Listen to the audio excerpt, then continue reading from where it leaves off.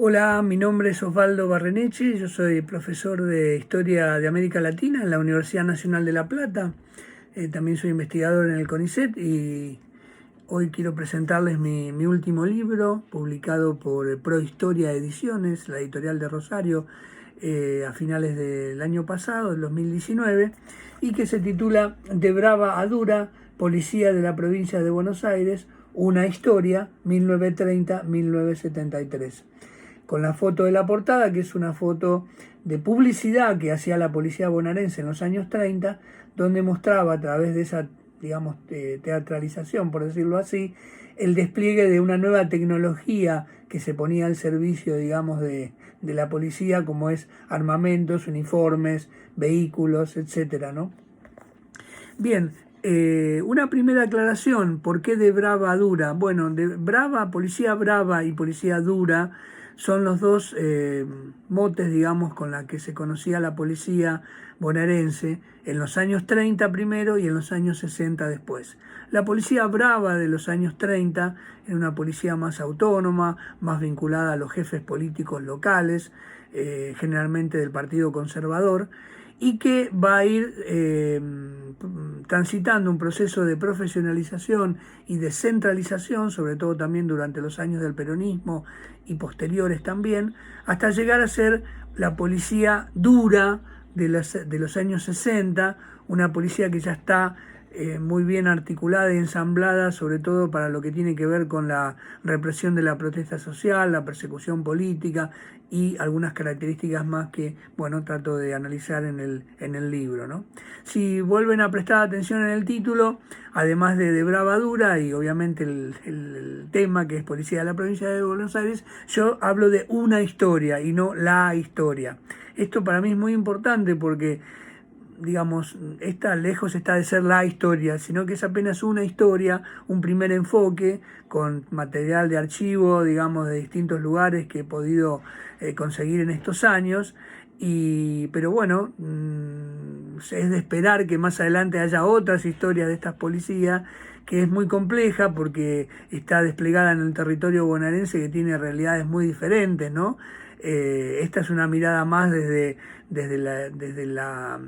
jefatura de policía, de los documentos más centrales, de los documentos más provinciales. Entonces aparece como una imagen más general que luego va a tener que ser, con otros estudios más adelante, matizada, ¿no? Con una policía, un estudio policial en el conurbano, un estudio policial en las grandes ciudades del interior, un estudio de la policía rural, la policía caminera. Bueno, hay distintas posibilidades, y no tanto para saber la policía por la policía en sí misma, sino que todas estas policías son ventanas a través de las cuales nos asomamos a distintos espacios sociales y culturales del ámbito bonaerense, y podemos entender muchas cosas estudiando una institución como esta, ¿no es cierto?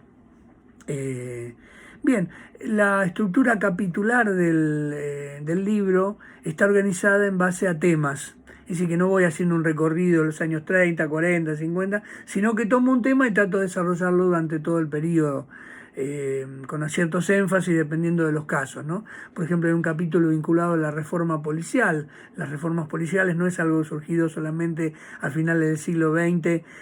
con la crisis de inseguridad, así llamada entre comillas, sino que ya viene, digamos, durante todo este periodo con reformas policiales en la época de los conservadores, en la época del peronismo, en la época de la Revolución Libertadora. Bueno, analizo un poco las implicancias de esas reformas y lo que significó para la profesionalización de la policía.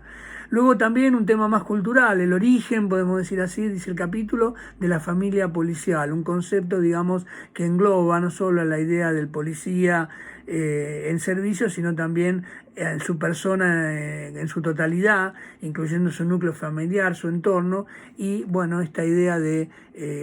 una institución más corporativa que el concepto de familia policial va a ir